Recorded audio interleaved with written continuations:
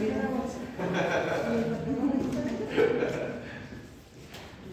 muy bien.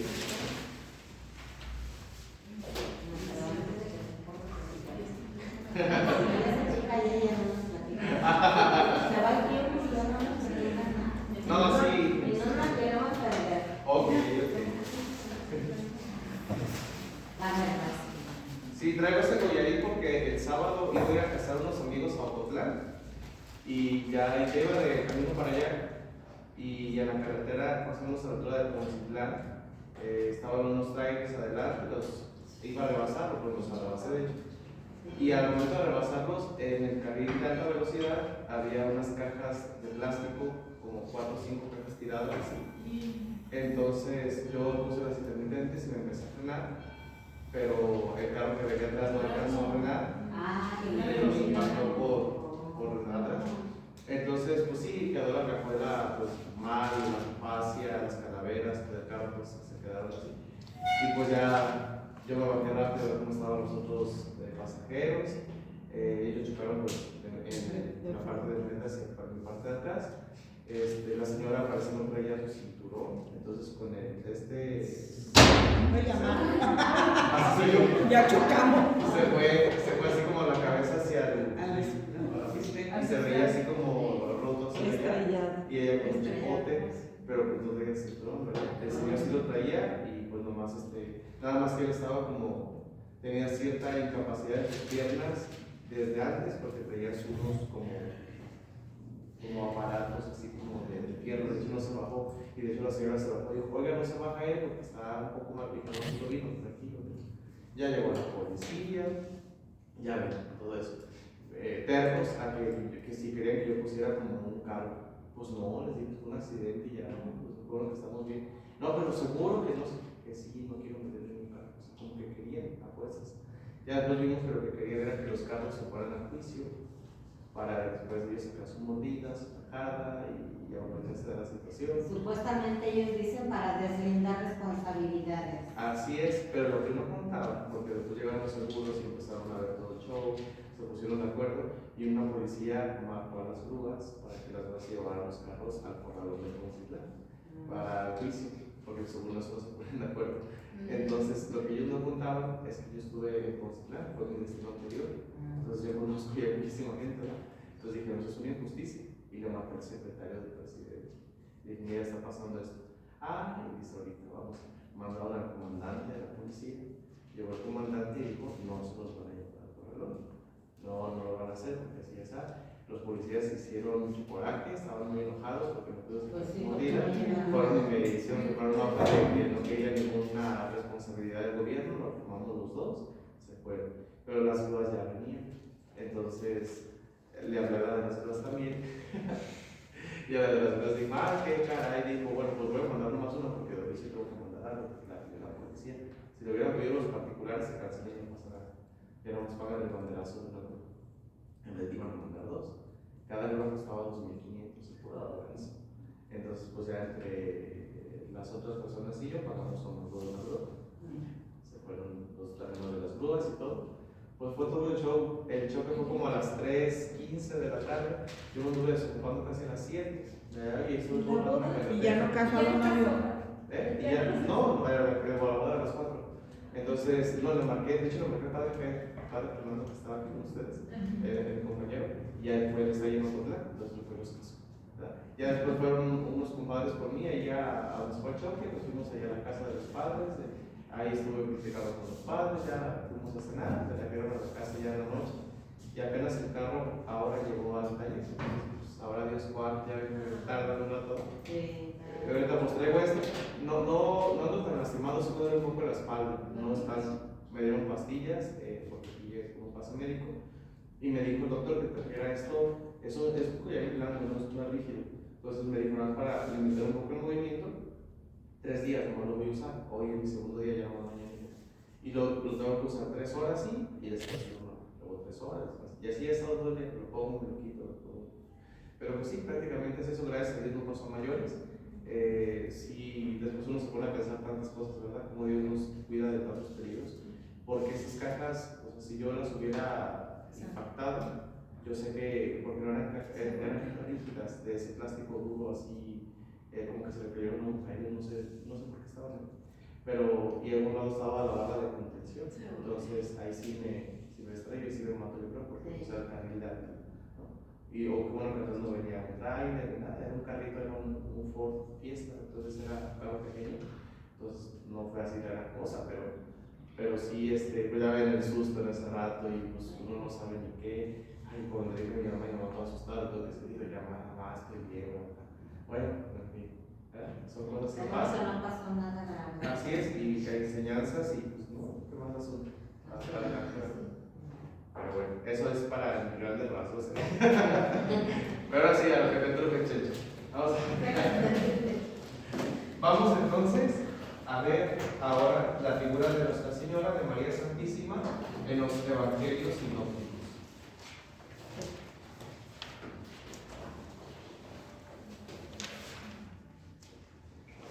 Estamos en la página número 19, tema 3, María en los Evangelios sinópticos. Nosotros sabemos que el mensaje del Evangelio, el mensaje de Jesús a través del género literario Evangelio, se divide en 4 evangelistas. Eso ya es de cajón, ustedes que son los avanzados, ya hasta soñando saben el nombre de los evangelistas. A ver, ¿cuáles son los 4 evangelistas? Marcos, Mateo, Lucas, Juan. A ver, si me dicen en orden. Marcos, Mateo, Lucas y Juan. Ok, muy bien. Vamos a ponerle así. Casi siempre decimos Mateo, Marcos, Lucas y Juan. Okay. 2 de ellos fueron discípulos de Jesús y 2 no. De ellos 2, ¿cuáles fueron discípulos? ¿Mateo fue discípulo? Sí, Mateo sí. Y Marcos. Marcos. Sí. Sí, también. Lucas. Lucas no. Juan. Sí. Sí. Mateo y Juan fueron discípulos. Marcos fue discípulo de Pedro, ¿sí? Y Lucas, pues se cree que fue discípulo de De Pablo. San Pablo. De hecho, San Lucas era médico de profesión. Se nota pues, a la hora de escribir como su precisión, su orden, ¿no? Una persona ordenadita para eso. Bueno, de estos 4, nada más 2 fueron discípulos, Mateo y Juan. Y de estos 4, 3 se les llaman sinópticos porque su manera de recomposición que tienen es muy similar, ¿verdad? Mateo, Marcos y Lucas, estos 3 son llamados los evangelios sinópticos, ¿sí? Y de hecho ahí dice, en el libro dice así, dice, muchas citas son parecidas, están relacionados entre sí, es decir, tienen como una mirada global acerca de lo que es el mensaje de Jesús. Y se dice que muchos de sus perícopas son muy similares, por eso se les llama sinópticos. El Evangelio de Juan es totalmente diferente a los sinópticos. Hay pasajes que solamente vienen en el Evangelio de Juan, que no vienen en los sinópticos. Por ejemplo, cuando Jesús está en la última cena, los 3 sinópticos narran la institución de la Eucaristía. Tomó pan, lo partió, lo dio a sus discípulos, tomó el cáliz. Pero Juan no narra la institución de la Eucaristía, Juan narra el lavatorio de los pies. Entonces dice, se ciñó, se puso una toalla, se puso a lavar, algo me va a pegar. Sí, por ejemplo. Los evangelistas sinópticos se dice que tienen una fuente en común. Yo pienso que él no debe haber estudiado eso. ¿Se acuerdan cómo se llama esa fuente? ¿Aquí? La fuente Q, ¿se acuerdan de eso? Lo debe haber visto una vez. En la fuente Q se habla de una fuente hipotética que fue como el primer escrito de los cuales los evangelistas se fueron basando para rellenar el contenido de su propio evangelio. De estos 3, ¿cuál es el evangelio más antiguo?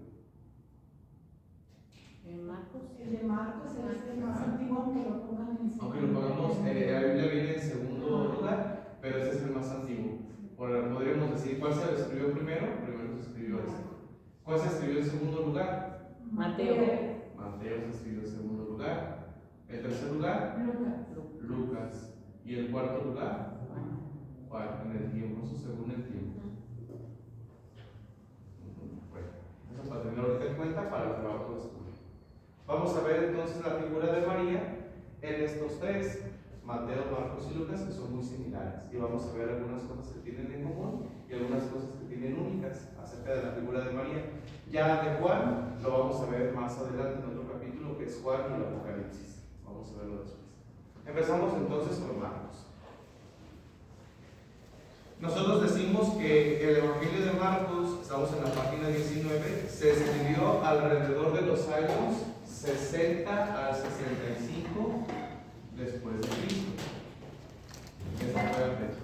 Es el primer evangelio que se escribe alrededor de esos años. En el Evangelio de Marcos no se habla de la infancia de Jesús. Fíjense bien, qué curioso. ¿Cuáles son los evangelios de la infancia de Jesús? ¿En dónde se habla de la infancia? Lucas. En Lucas y en Mateo. Vamos a ponerle así. Estos de aquí son evangelios de la infancia.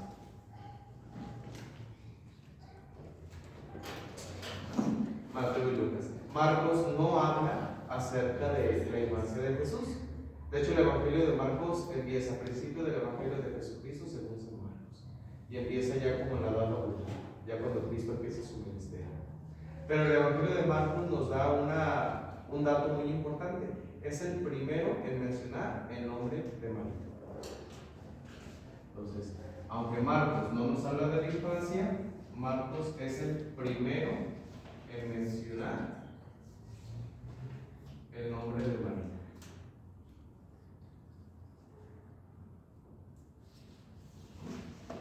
Y lo podemos ver aquí, donde dice Marcos 6:3. ¿Alguien que pueda buscar Marcos 6:3? ¿Qué nos puede decir allí? 6:3. Marcos 6:3.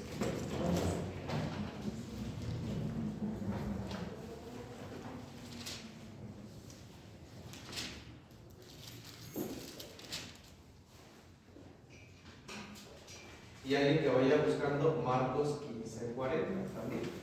6:3. Vamos a ponerlo aquí, Marcos 6:3 y Marcos 15:40. Pero no es más que el carpintero, el hijo de María. Es un hermano de Santiago, de José, de Judas y Simón. Y sus hermanas están aquí entre nosotros. Se escandalizaban y no lo reconocían.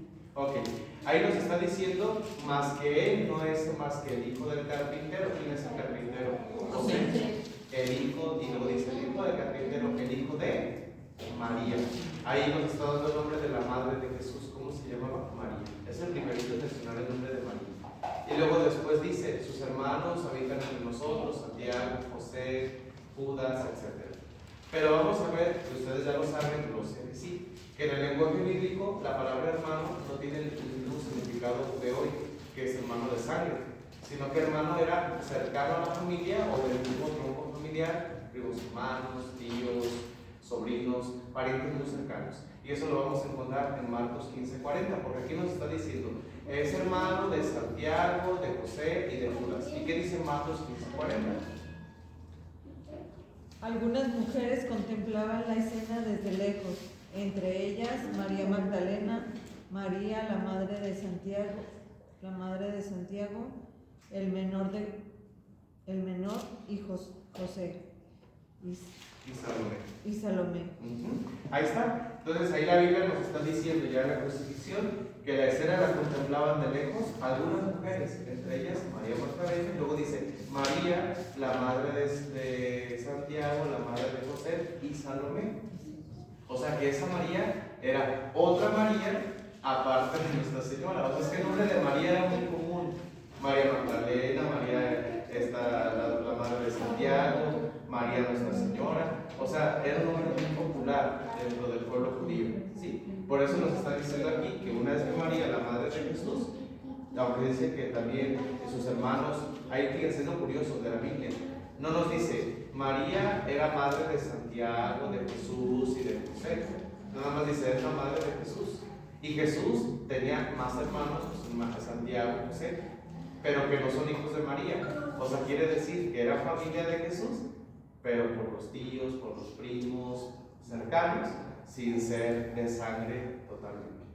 Y eso hay que entenderlo muy bien, porque ya ven que los protestantes de ahí se agarran para decir un montón de cosas acerca de nuestra fe, pero la Biblia nos explica. Si eso hubiera sido una verdad, la Biblia lo hubiera dicho así.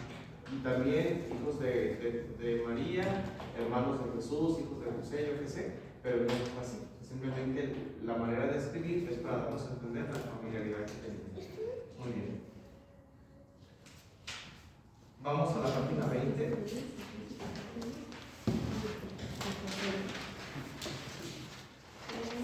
Uno de los episodios también muy interesantes acerca de la maternidad de Nuestra Señora lo encontramos en Marcos, cuando dice que lo estaban buscando afuera del templo de la sinagoga y que dice el Señor, le dicen, afuera están tu madre y tus hermanos esperando, buscándote. Y él voltea y mira a su alrededor y dice, ¿quiénes son mi madre y mis hermanos? Quien cumple la palabra de Dios y la pone en práctica, ese es mi hermano, mi hermana y mi madre.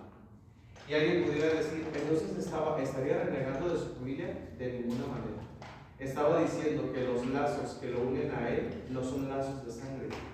Los lazos que unen con Dios no solamente es la consanguinidad, sino que el Señor abre su horizonte a que toda persona pueda tener una relación con Él. Si no, sería muy pobre. Entonces, ¿quién tiene relación con Jesús? Solamente sus parientes. Y después de sus parientes ya nadie pudo haberse relacionado con Él. Pues no. El Señor dice, esa no es la verdadera relación conmigo. Conmigo la verdadera relación es a través del Espíritu, a través de las obras, a través de cumplir la voluntad de Dios.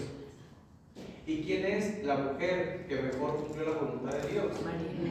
Pues ahí está. Entonces sí siento, esa es mi madre, ahí está, María es su madre. No solamente por la sangre. ¿Por qué? Porque cualquier mujer pudo haberlo dado a luz. O sea, el Señor pudo haber tomado a María, a otra mujer. Biológicamente, cualquier mujer sana pudo haber dado a luz y no pasaba nada. Sin embargo, lo que hace distinto a María es los lazos más allá de la sangre, de la voluntad de Dios, que son cumplidos en su persona. Es lo que quiere decir. Lo vamos a encontrar en Marcos 3, 34, 35. Vamos a Marcos 3, 34, 35.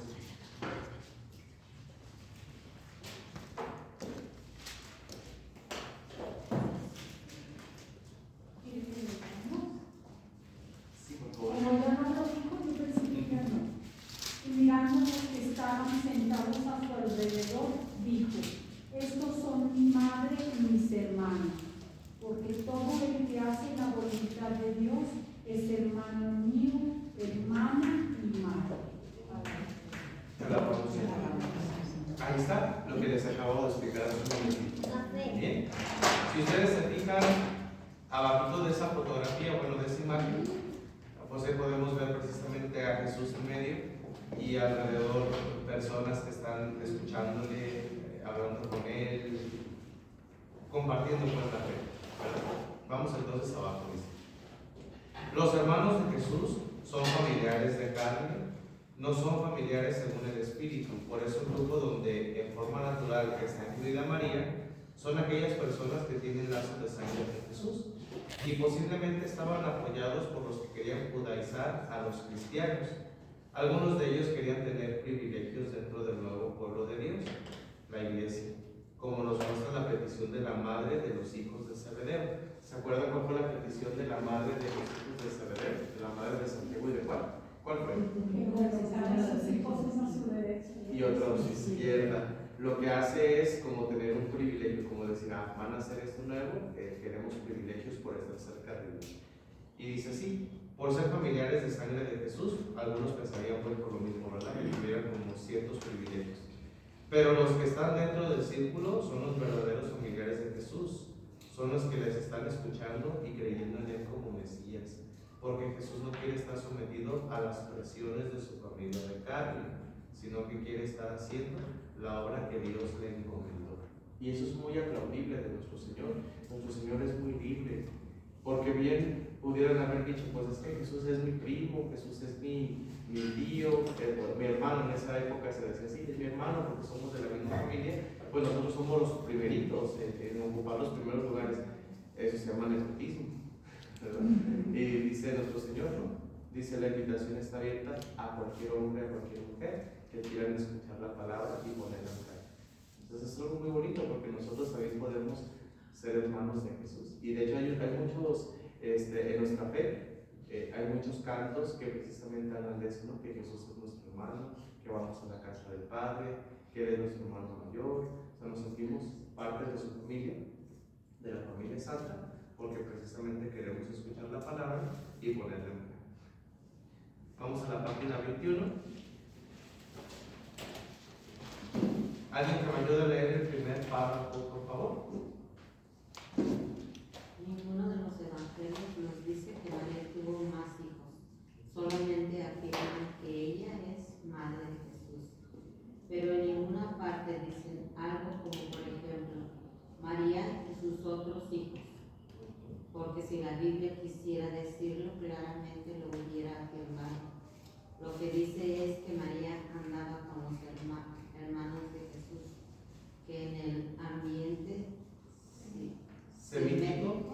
de los judíos significaba también los familiares cercanos en aquella época, como ahora también a las mujeres no les gustaba andar solas por la calle, sino que salían con sus familiares o vecinos para hacer sus diligencias. Ahí está.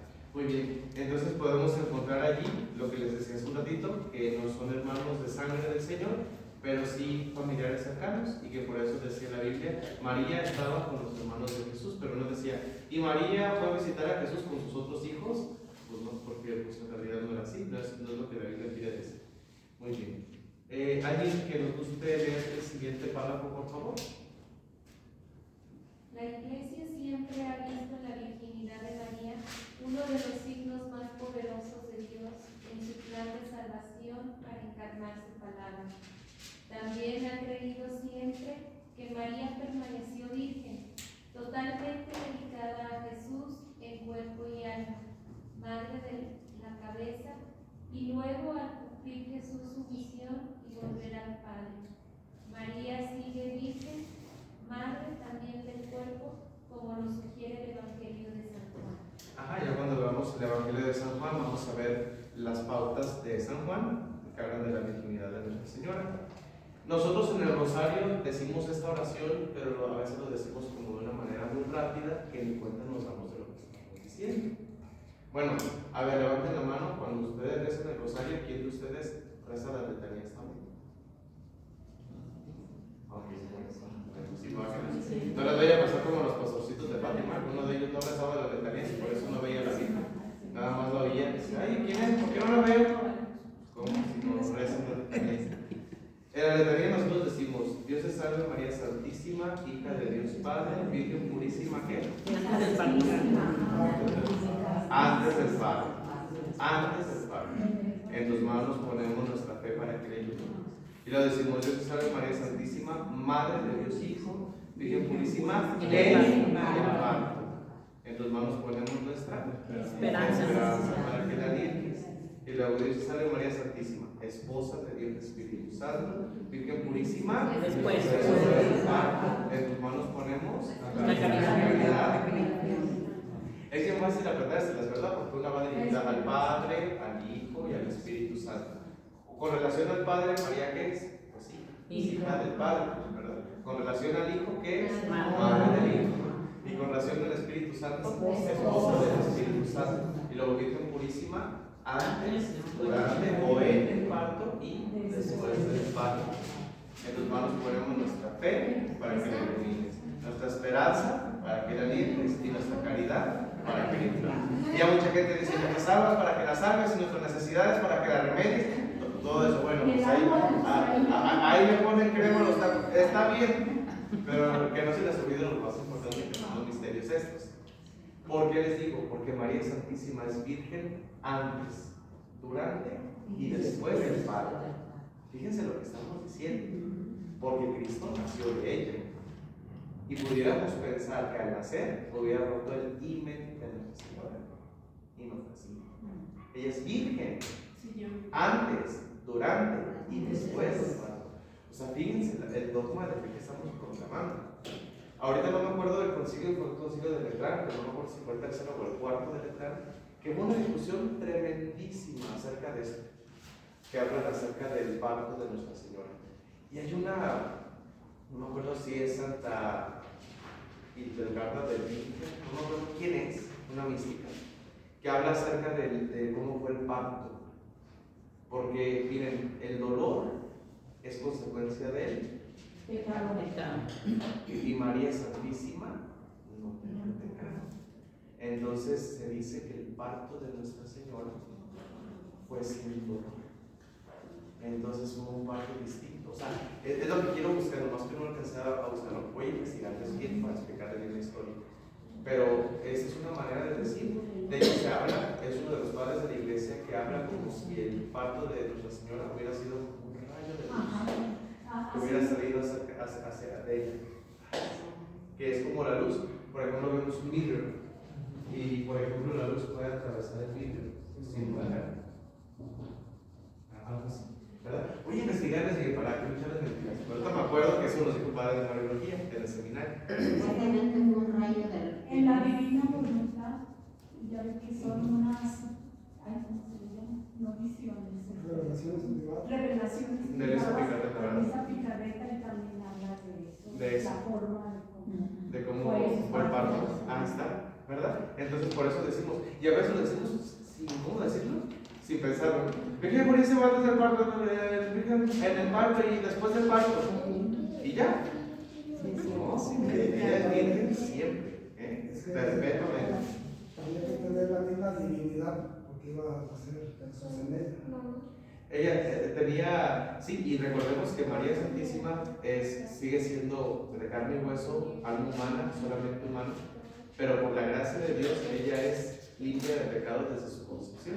De hecho, vamos a ver ahorita el dogma de la Inmaculada Concepción, que tenía que ser, por eso se le llama vaso de gracia, vaso de la verdadera devoción, porque es como un vaso, algo que contiene la gracia de Dios, pero es purísimo, ¿verdad?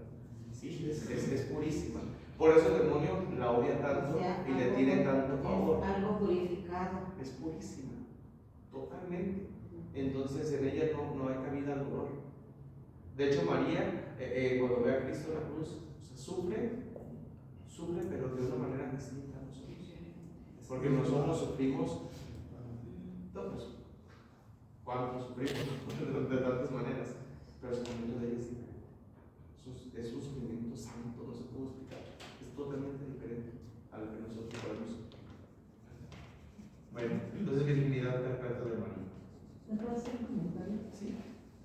No sé qué religión es, pero dicen que María es madre de Jesucristo, pero como esposa de José tuvo varios hijos. Y que en la Biblia se dice que los hermanos de ellos mencionan que son hermanos de carne. Entonces en el nombre de San Dios te salve María, llena eres de gracia, el Señor está contigo.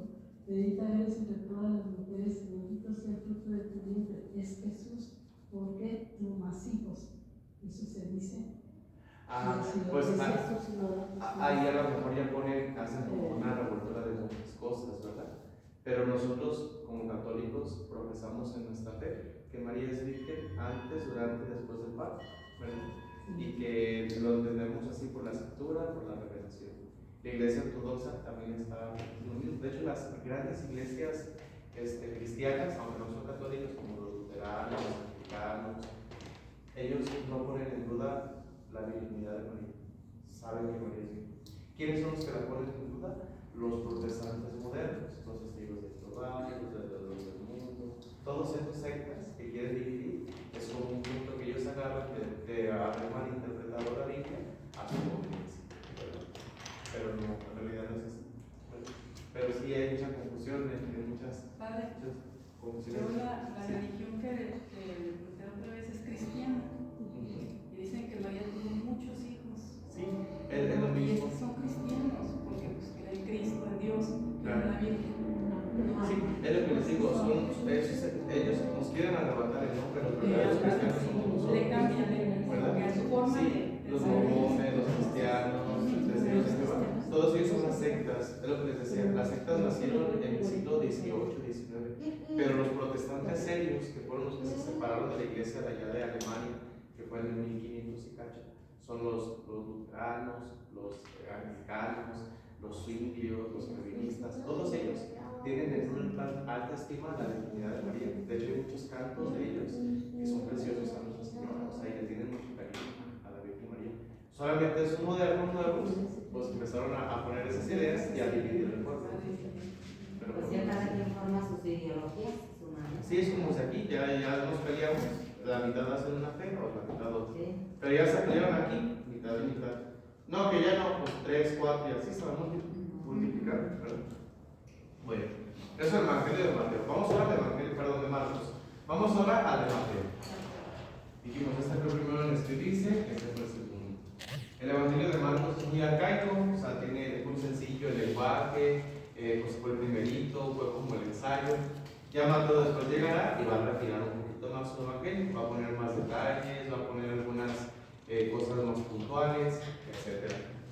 El Evangelio de Mateo se escribió alrededor de los años 60 al 70, casi igual que este, pero un poquito más después. Unos 5 años de ventaja le llevó por lo menos. Mateo. Una de las cosas más importantes del Evangelio de Mateo es que nos habla de la famosa genealogía de Jesús. ¿Sí? Mateo nos habla de la genealogía. ¿Qué es la genealogía? Es como, digámoslo así, el árbol genealógico de Jesús, ¿verdad? Y si ustedes se acuerdan, es un evangelio que se lee como alrededor de Navidad, más o menos en esas épocas, donde se dice, Abraham engendró a Isaac, Isaac engendró a Jacob, Jacob engendró a Judá, Judá engendró de Tamar a Parece engendró a no sé quién, y a Absalón, no sé qué. Y luego nació David. Y David engendró de la mujer de Urías a Salomón. Salomón engendró hasta el destierro de no sé quién. Y luego de ahí, se va hasta que engendró a Jacob, de la cual nació, y Jacob engendró a José, el esposo de María, de la cual nació Cristo. ¿Se acuerdan de ese evangelio? Sí. Que es como bien chistoso porque cuando se lee, pues dices, ¿eso qué me dice? Pues es como puros nombres que yo ni sé ni quiénes son. Son los antepasados de la familia de Jesús, bueno, en este caso de José. Y lo encontramos, por ejemplo, en Mateo 1:16, donde dice así: y Jacob engendró a José, el esposo de María, de la cual nació Jesús, llamado Cristo. Lo cual quiere poner en evidencia algo muy puntual, que José no engendró a Jesús, sino que Jesús nació de María. O sea, Mateo es muy claro. Ella concibió por obra del Espíritu Santo, aunque no habla de la anunciación y no habla de todos esos detalles, pero sí dice, el padre, bueno, el varón por el cual vino toda la genealogía es José, es el esposo de María, de la cual nació Cristo. Pero no dice, y José engendró a Jesús. O sea, toda su narrativa era, y fulano engendró, y engendró, y engendró, y engendró, y engendró. Y cuando llega a Jesús dice, y Jacob engendró a José, el esposo de María, de la cual nació Cristo. O sea, ahí rompe con todo lo biológico y dice, de él no nació. Él, el esposo de ella, y de ella nació Cristo. Él rompe. ¿Y eso por qué? Porque pone de manifiesto precisamente la virginidad de María y también una de las profecías de Isaías. He aquí que la Virgen concebirá y dará a luz un hijo y le pondrá el nombre de Emmanuel, que quiere decir Dios con nosotros. Entonces Mateo, aparte de hablar de la genealogía, pone de manifiesto la profecía de Isaías.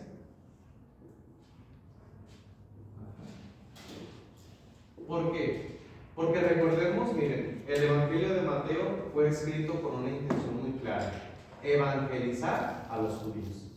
Había muchos judíos que no conocían a Jesús. Entonces Mateo, que era muy buen conocedor de la cultura judía, les escribe a ellos. Entonces, para los judíos que les hablara de que una virgen había concebido y iba a dar a luz, ellos inmediatamente decían, es la profecía de Isaías. Y como Mateo sabía que Isaías era un profeta muy querido por el pueblo, entonces era muy fácil que ellos entendieran que se trataba de la profecía de Isaías. Dice, Eso lo encontramos en Mateo 1, 22 y 23. Me gustaría que leyéramos este pedacito de Mateo 1, 22, 23. A ver, vamos a buscar. Mateo.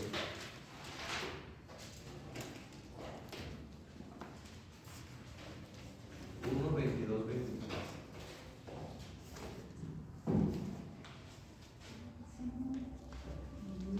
¿La leo? Sí, por favor. Todo esto sucedió para que se cumpliera lo que había dicho el Señor por boca del profeta. La Virgen concebirá y dará a luz un hijo y le pondrán por nombre Emmanuel, que significa Dios con nosotros. Ajá. Muy bien. Ahí vemos que precisamente Mateo dice con toda claridad: esto es la profecía de Isaías, Dios con nosotros. Alguien podrá decir: Padre, pero si el Señor no se llama Emmanuel, le pusieron Jesús. ¿Por qué? Porque para el judío es más importante el significado del nombre que el mismo nombre. ¿Qué significa Emmanuel? Dios con nosotros. ¿Y quién es Jesús? Dios con nosotros. Dios con nosotros. O sea, aunque no se llama Emmanuel, pero Él es Dios con nosotros. O sea, ese es el significado real. ¿Y el nombre de Jesús qué significa? Salvador. Entonces, ya está. Entonces, su misión fue esa, salvarnos, ¿no? Entonces, hay un canto muy bonito que dice: es Jesús Emmanuel, ¿verdad? Dice Dios con nosotros. Es muy bonito ese canto. Pues ahí está. Qué bonito nombre, ¿no? Jesús Emmanuel. Bueno, dice, después Mateo relata, vamos en el párrafo 3 de la página 22. Después Mateo relata cómo se revela Cristo a todos los pueblos representados por los Reyes Magos. Uno de los datos más importantes precisamente del Evangelio de Mateo es el misterio de la Epifanía. ¿Cuándo celebramos la Epifanía? El 6 de enero. Ajá. Popularmente se celebra el 6 de enero, ¿verdad? Pero digámoslo así, litúrgicamente es el domingo más cercano entre la Navidad, perdón, entre el María Madre de Dios y después antes del 8 más o menos de enero. ¿Qué es la Epifanía? La manifestación de Jesús a todos los pueblos del mundo. ¿Por qué? Mateo pone de relieve, como acuérdense que Mateo iba dirigido a las comunidades judías, los judíos eran muy enfáticos.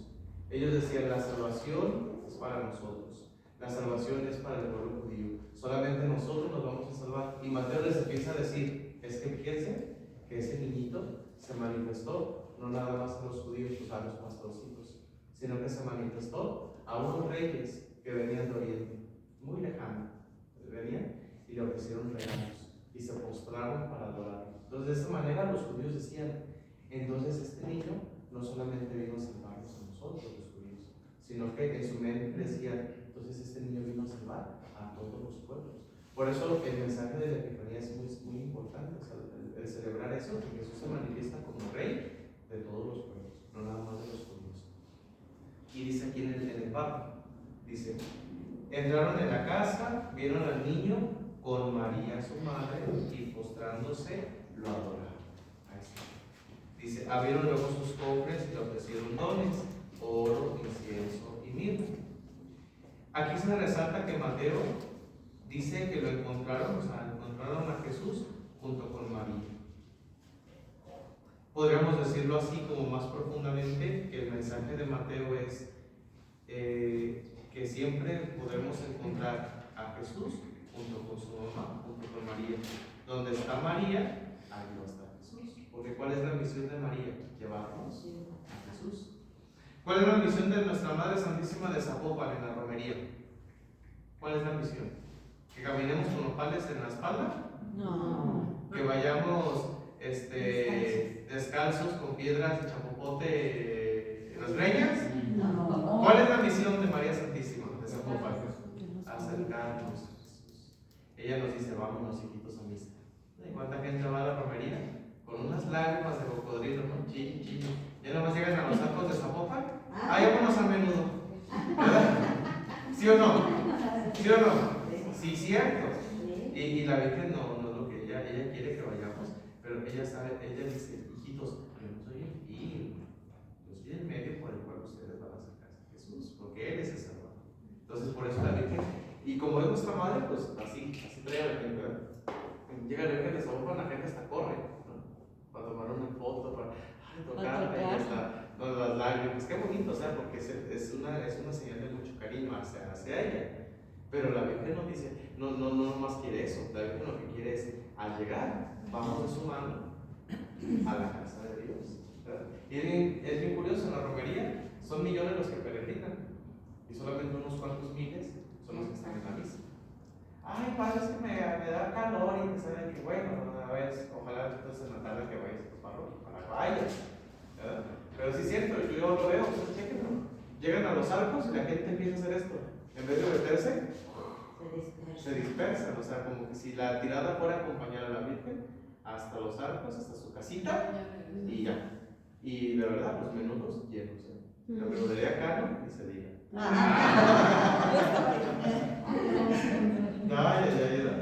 Bueno, sabemos que María cumplió en todo la voluntad del Padre Celestial y de esta manera Mateo la pone a ella como muy cercana a su Hijo Jesús, como esa madre amorosa que siempre lo tuvo en sus brazos, que siempre estuvo con él y que quien encuentre a ella puede llegar a Jesús. Eso es algo muy bonito de Mateo. Vamos ahora con Lucas, el Evangelio de Lucas. Miren, San Lucas, se dice, una de las tradiciones dice que Lucas tuvo la oportunidad de conversar con María en muchas ocasiones, de intercambiar diálogos. Por eso Lucas pone unas cosas del Evangelio de la infancia de Jesús tan bonitas que nadie más pudo poner, porque solamente María las pudo vivir. ¿Quién estuvo en la Anunciación? ¿Quién estaba cuando llegó al ángel a decirle que ella iba a ser la madre de Dios? Pues no más ella. ¿Quién más estaba ahí en la casita de Nazaret? Entonces, ¿quién le habló? ¿Quién le dijo a quién le pudo haber dicho a Lucas lo que pasó? Pues no. Le contaba.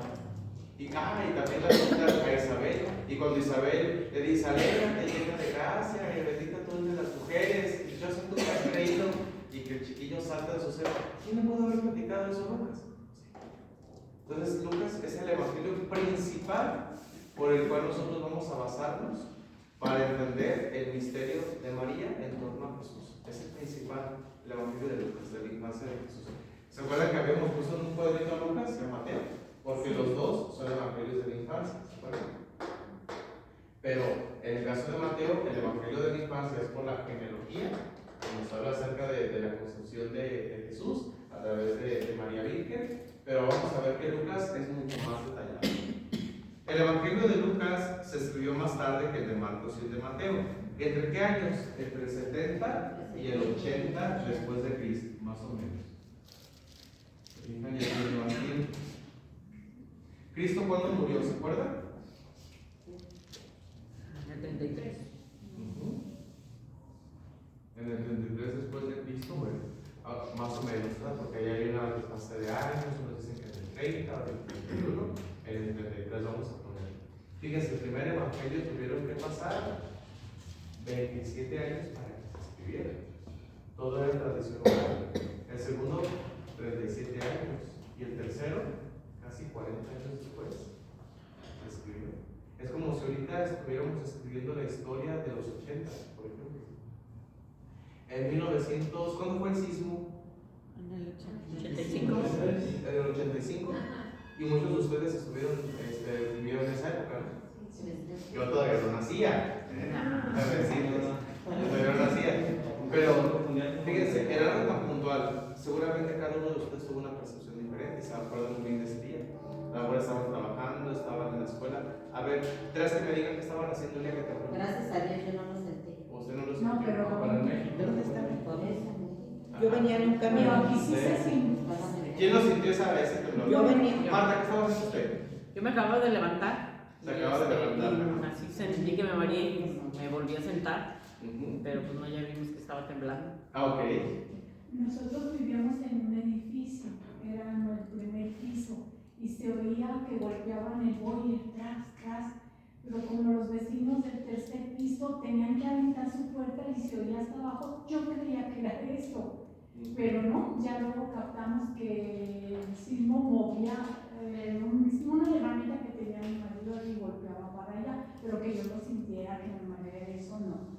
Lo escuchamos. Y mi marido estaba en el baño y veía que corría la cortina. Ok. Sí. ¿Ya ven? Fíjense, de un hecho tan puntual se pueden hacer versiones y aunque hayan pasado los años, ustedes se acuerdan de eso, porque fue algo, digamos, muy importante, ¿verdad? Lo mismo pasó con los evangelios. Los evangelios, Cristo murió en el 33, los evangelios se empezaron a escribir después de muchos años. Y lo primero que se escribió no fue la infancia de Jesús, o sea, no se escribieron en ese orden. Lo primero que se escribió fue la crucifixión, la muerte y la resurrección, que era lo que quería más fresco, lo más impactante. Después se fueron acordando, oh, ¿te acuerdas cuando nos dijo la parábola del hijo pródigo? Ay, ¿cómo era? ¿Quién se acuerda? Ah, no, yo me acuerdo, nos dijo que había un padre y ya regresaban a escribir. O sea, los evangelios se fueron escribiendo poco a poco, por eso se fijan, tardaron 10 años en escribirse, 5 años más o menos, otros 10 años en escribirse, porque fueron parte por parte. Entonces se dice que Lucas, en su evangelio, tuvo la oportunidad de escribir lo que Nuestra Señora le pudo haber dicho, y esos son los evangelios de infancia. Aunque haya pasado el tiempo, él lo pudo haber escrito. Bueno, la siguiente semana vamos a empezar entonces con el evangelio de Lucas y vamos a continuar. Vamos a hacer la oración. En nombre del Padre, del Hijo y del Espíritu Santo. Bendita sea su pureza. Eternamente lo sea, pues solo Dios A ti, celestial princesa, Inmaculada María, yo te ofrezco la alma y corazón. Míranos con compasión, no nos dejes, Padre mío, ni de noche ni de día, por tu limpia concepción. Amén. El Señor esté con ustedes. La bendición de Dios Todopoderoso, Padre, Hijo y Espíritu Santo, descienda sobre ustedes y les acompañe siempre. Amén.